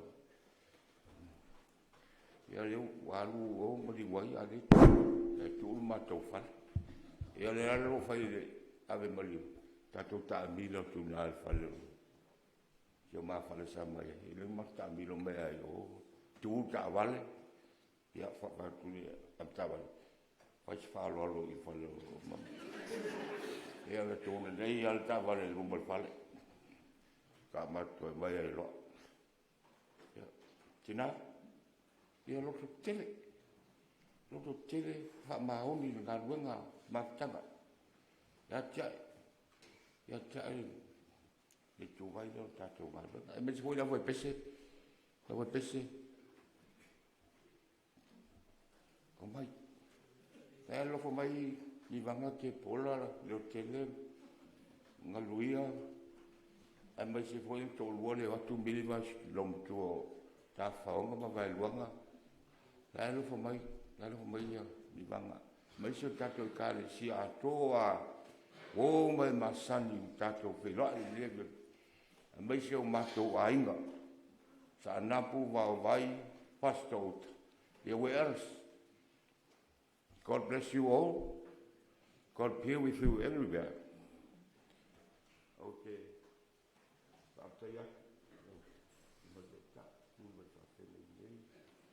Ya masih payol kalisia apa itu wasala le nganda tala o tau tala itu ina ya o yela to fai ya what is this ya manuel de yaso vanga a fai o emalia sta to singa ya choe aptai almuli ai a fai o yo fale ton vanga tan de ai almuli pero i malo tua ala fatu lo tina lo fatu se tatam lo fatu ya tu no mala mai ono ya pepe malu ya buel ya la vivo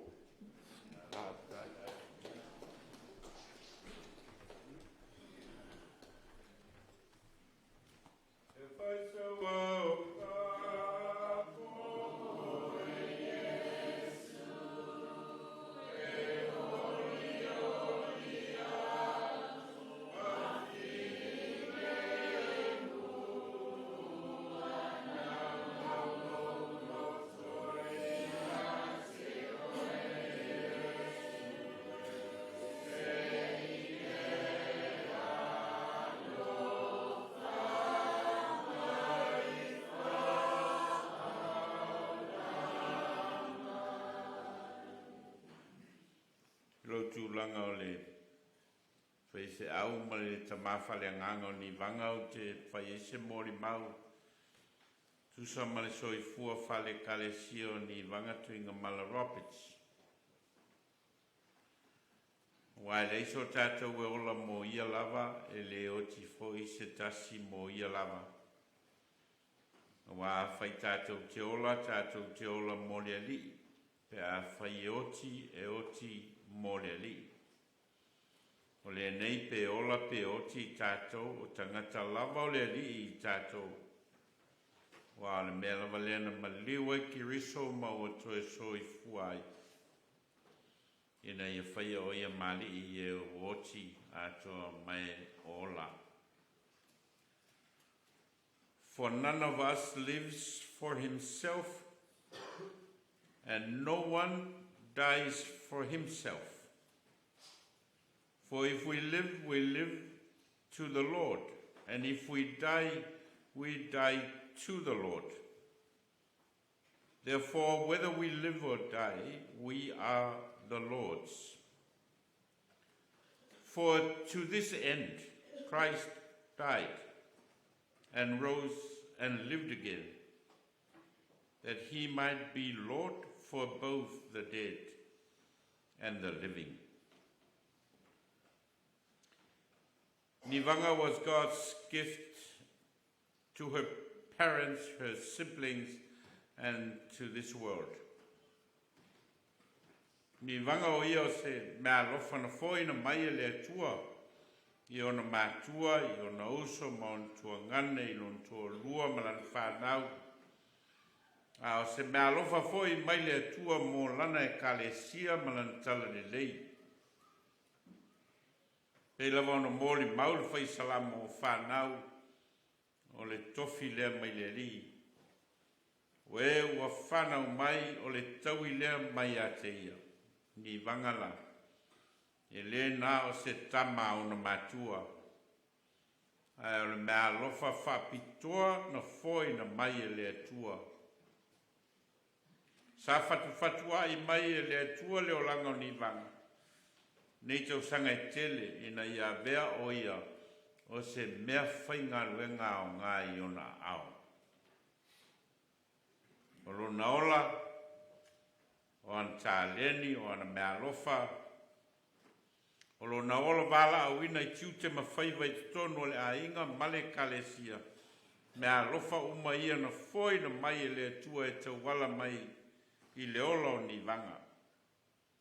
Mau tel tonu na whao ngā ina te tau e ni vanga nei mea lofa uma me tau tuai ma foa i elo na ola i le atua. Nivanga has a very strong sense of responsibility and commitment. Commitment to her family and her loved ones, commitment to God. Nivanga o stangata e malosi o lonso I fua ofo I natu. Ofo I natu mo lona inga, ofo I natu mo lana e kalesia. Fōlinga mai o mea upito sili eo na pele I leo langa o ni vanga. O lona inga ma lana e kalesia. O na taimi, o lona ola whao ngaina, o ana tupe, o lona malosi, e wha alu uma I vaenga te tele ia o lona o langa e tā ua I a te ia.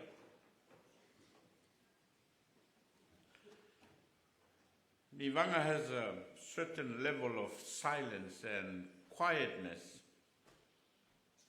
that she was more a listener than a talker. E ani vanga le mea lofa lea le atua o le whaalongo. Whaalongo I isi, ma whaalongo I lona fatu. E lo loto na langona, a very emotional character. Ona na ata ma ona loi mata e mo moli ai ona langona lo loto I tangata. E momoli ai foi lona nganga i se mea nau e whailoa. Tangata e leoa e leo tele ana ngā ruenga.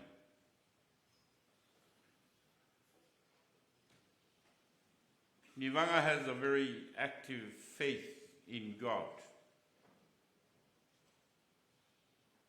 O tangata e iei fōringa vai o lona ola whatua tua I le atua. E le se whatua tua na o upu matala. Ai o leitua I ngā whatua tua le whinau ai le apostolo Iakopo fai mai e whape whea foi le whatua tua pe a whai e le iaini ngā ruenga. E mate lava ia pe a nā o ia. Toi ngā whatua tua nai sa whatua tua ai ni wanga hiro nā tua. Whatua tua e le mate. Whatua tua ngā lue ma ofo I natu le ola I mea a noa e whina ngā loai le tua.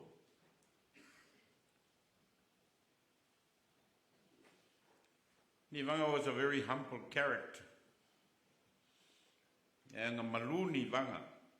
E maua Nivanga mea alofa le tua le ana la unga wha amu ia ai Yesu amu ia e anga malu awa e whai mō la tu tofi le nu amu ia e wha tupu ina le file mu wa e ta ua I la tō whanau le atua. Maua Nivanga mea alofa ia. O le anga malu ma le whaatupu file mu. I leo stangata e Fiti Valley, pe so ona ngāo ia Nivanga. Tangata e mau ai le toa file mu le atua na te whale lei ai mea e te tau na whale lei. Na te whaatoa toa I nai teimi o vesi ma teimi o le sou. Na te wha mai I tea mea sili ma mea matanga o fie morevi inga o le atua.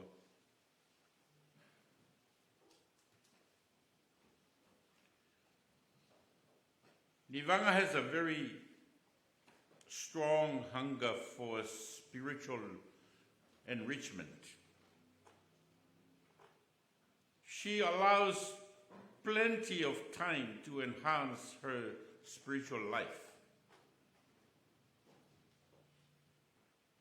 Ni vanga o ios tangata e nau e sa ili ma whaalo lotolo na ola whaleanganga. E le wha mu ia Yesu e wha pea mu ia e matitiva I le anganga. Wa e ola tau le malo lani. E I loa le leia ni vanga lona mativa I le anganga. Ona tō anga le sa ili lona ola whale nganga. Ona nate fia maua se no whanga I le malo o le langi.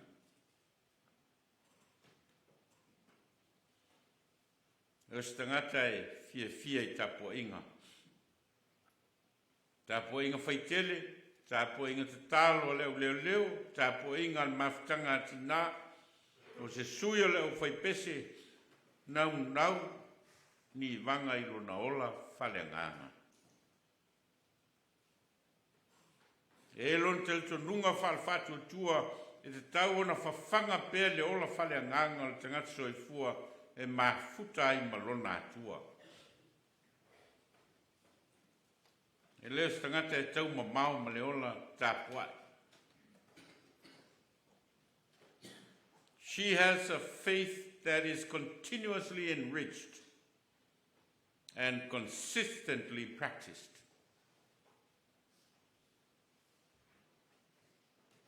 Toa le sauani vanga I tapo inga. Ino o matua le ma whaila wauna sau. Ono whātau to lia o ia I ona ngase. Elo leo e whai masui o le kalesia I porua e mole el whawhei tele I te oe ni vanga I loso I fua no foina mo loa li o Yesu Keriso malana tala le lei o le wha o le tanga e ala i le au lotu ma le kalesia i polu nei. Upo i opu na foi na mai le li. To e afe e seina e le li a wha manu ina le suafo le li. E o ona le le ie ma le wha maoni. Ta e wha maoni nai me iti. O te tō fia o e pule i mea tele. Ulu fale mai e le fia o lo wali. Manuia lau malanga ni vanga.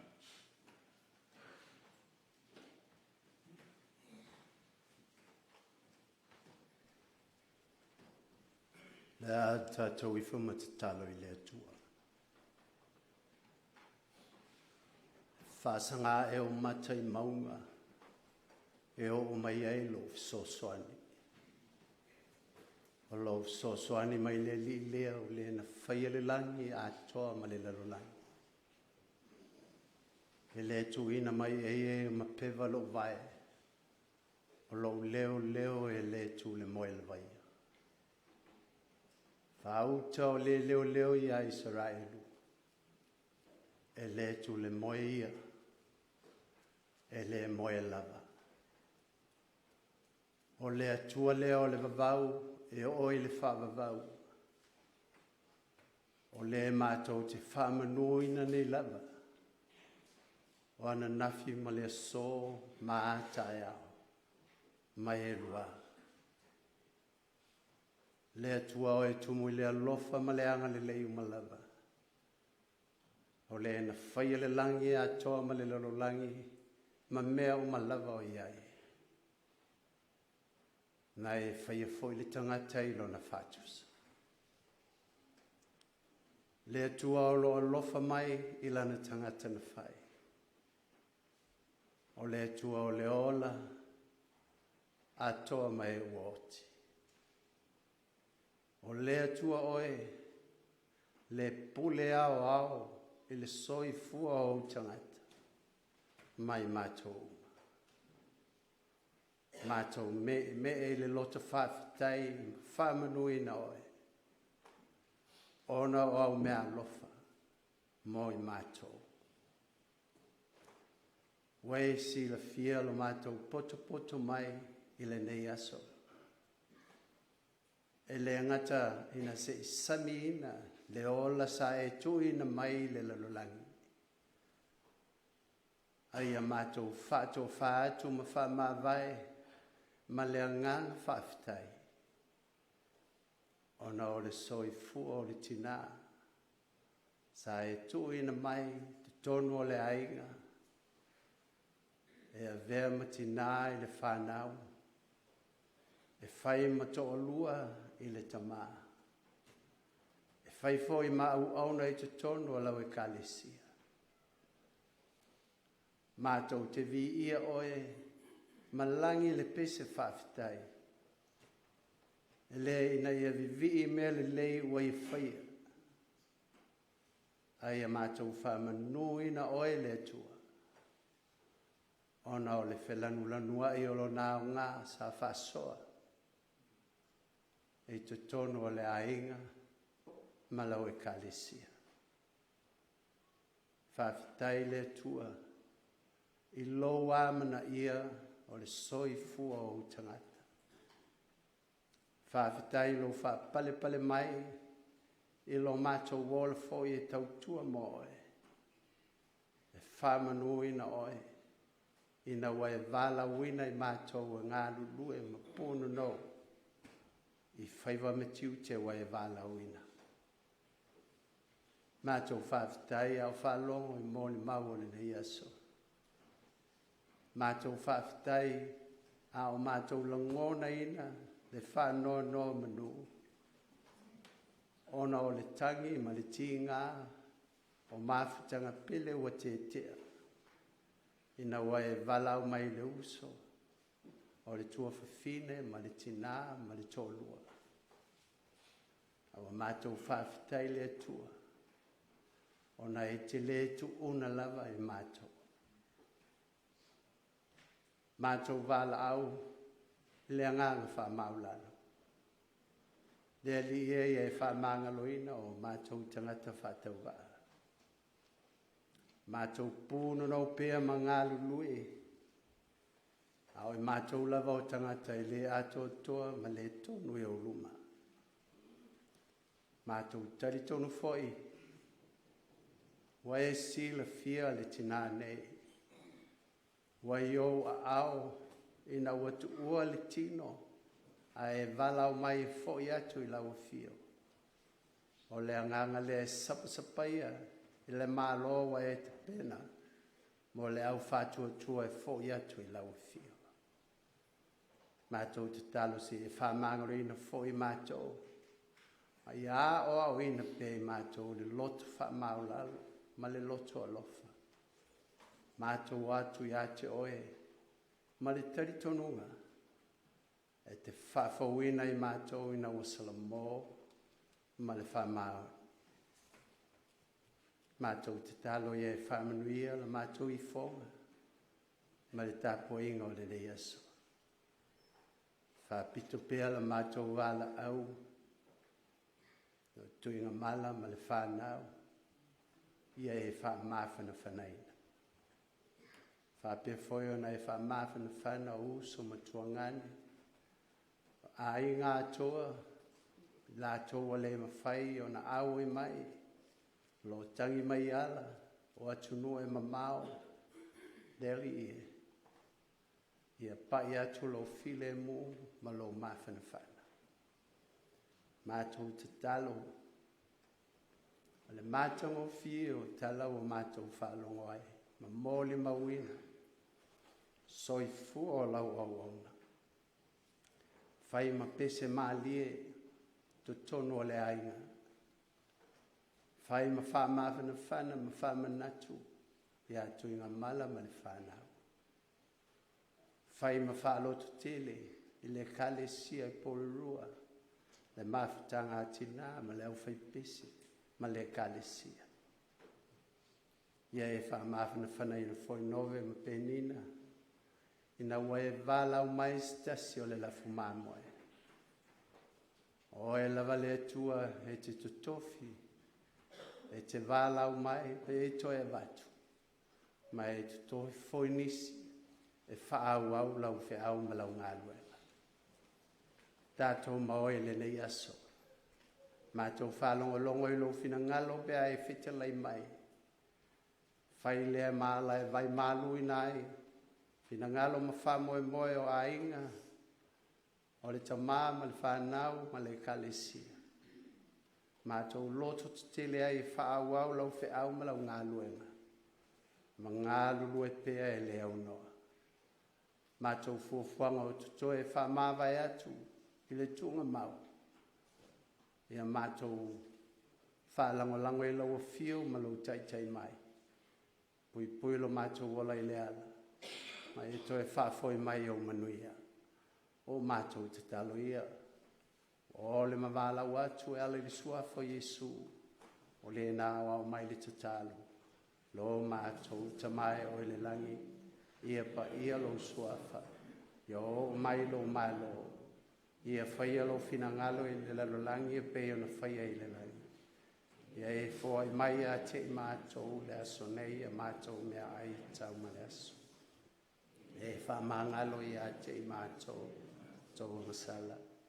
Peo i mātou whoi ana mātou whamangalo i nātu. Ia e wāna leanga mai a te mātou. Au foi e tai nei mātou le whao sosonga. A ia e la vea ia i mātou. Ai le leanga. Wae o le malo ma le mana. A toa malivi inga e whawawau lava. Amen. Ono le uti o le tātou teimi. Ia, leo lea moli atu se upa mawhanwhana mai le sunga ko te mane. Ia, mo le tātou au fia. So le ma le tātou pese lua salau i wasu fumare lua. Ia, ma tātou whanga solo ai i Paul Kalame o lo toi.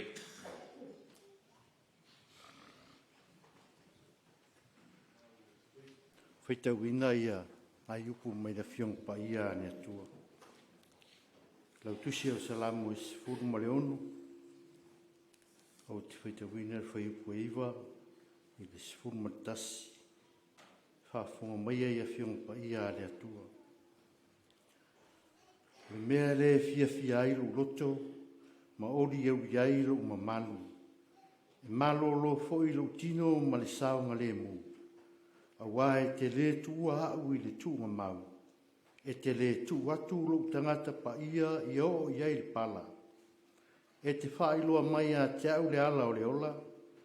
O i o luma le fia e malia ai.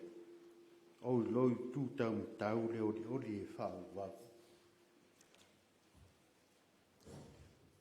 Hamunuia mai le atua e ale whaitawina o na whionga. Tu mau ia te ia le viinga. Nei māsu malava e o e whau lava. Amen. Le suafa mamano le atua le tama le alo ma le ngā paia. A whairoa i atu i fo i le. Nei tai au mātangu fie, e maisi o tue sa uninga o tātou tama. E tumu lava i le ava ma le whaanoalo.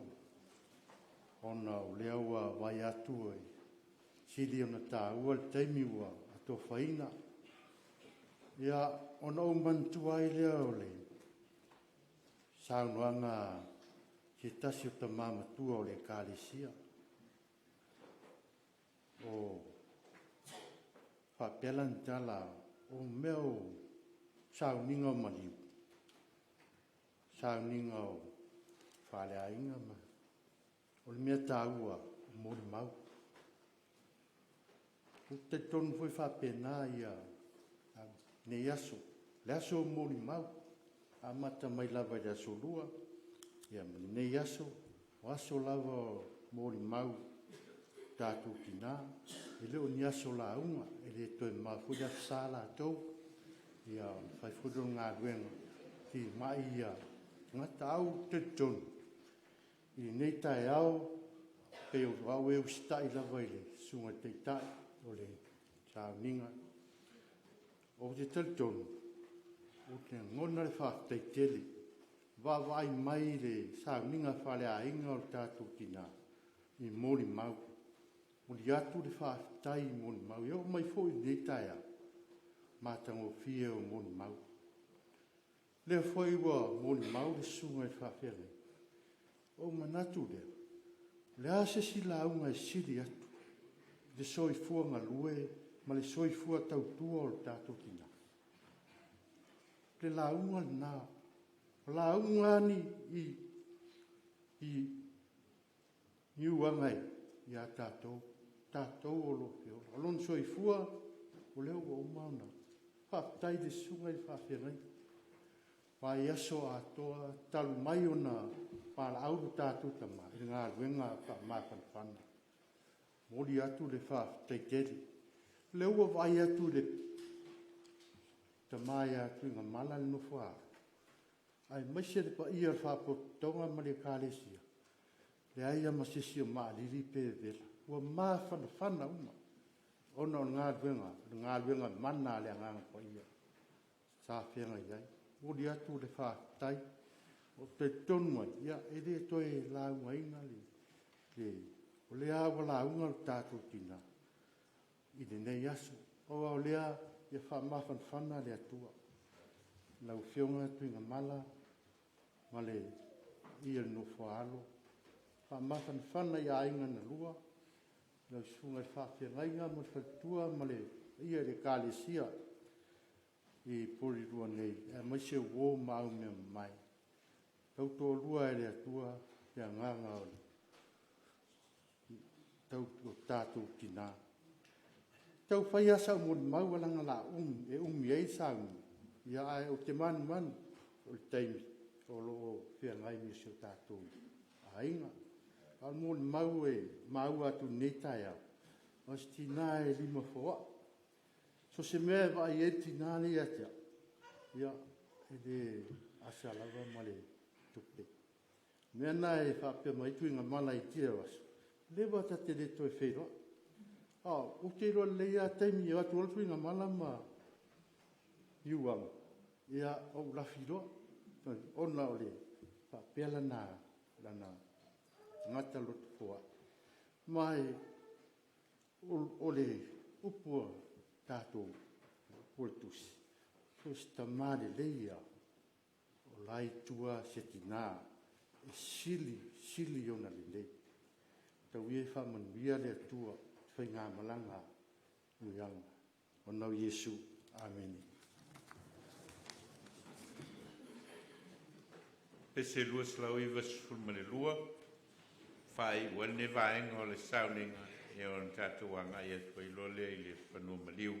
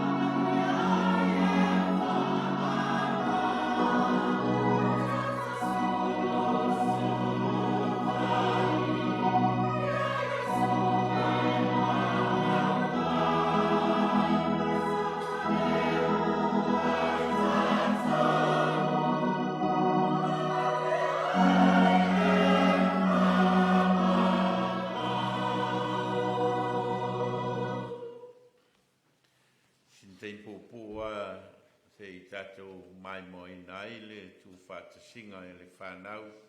Ia, o ni mo ni mau koe o le soifuanga o le tinai ani vanga. Ia, e le a so ma tātou slide show lea. Ia, o tātou anga e ilo lea i le whanua maliu.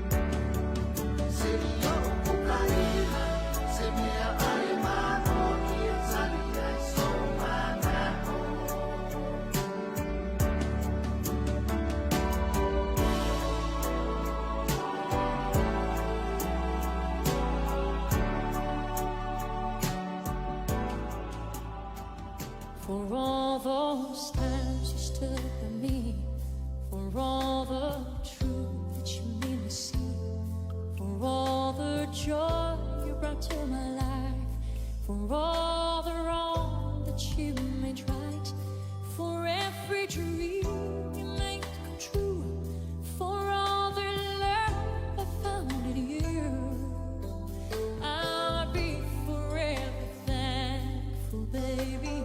You're the one who held me up, never let me fall.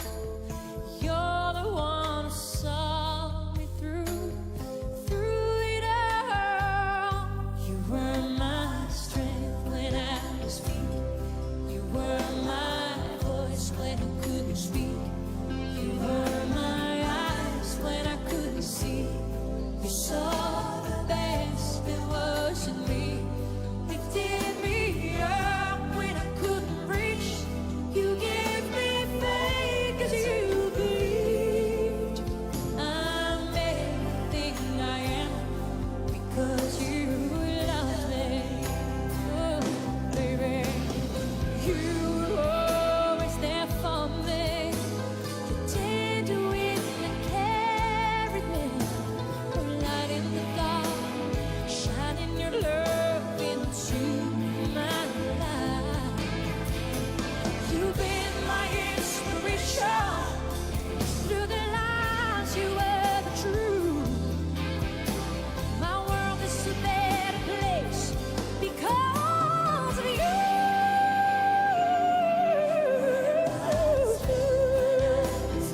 You were my strength. Oh, when I couldn't speak, you saw the best there was in me.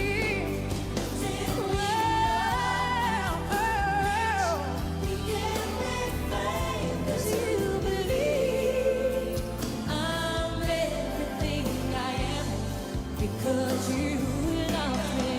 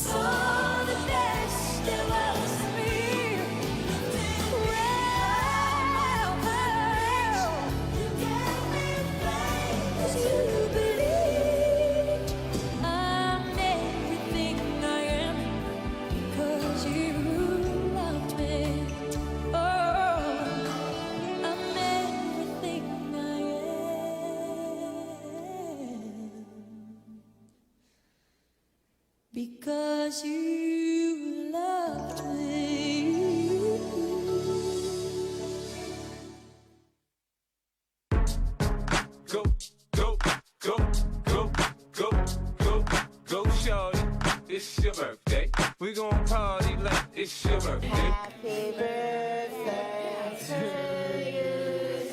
Happy birthday to you. Happy birthday, dear Nana.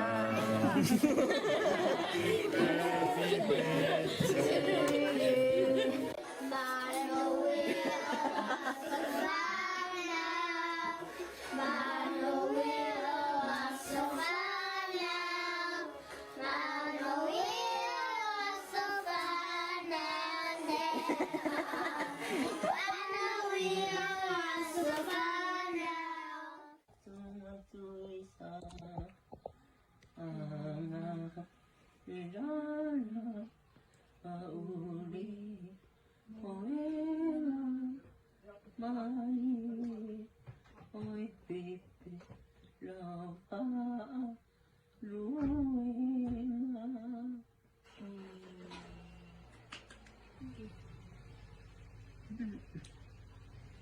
Don't go too far.